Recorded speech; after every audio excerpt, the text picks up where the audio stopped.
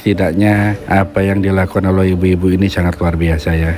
Mereka dengan suasana penuh keakraban, penuh kekeluargaan, dengan sukarela ya menyiapkan makanan bagi para jemaah haul Gurus Kumpul. Ketika ditanya selalu jawabannya hampir semua seragam, berharap berkah ya, mengikuti ajaran ulama besar Kalimantan Selatan yaitu Gurus Kumpul untuk terus berbagi terhadap sesama, dan mereka ingin memuliakan para tamu yang mengikuti haul Gurus Kumpul, termasuk di gang bersama.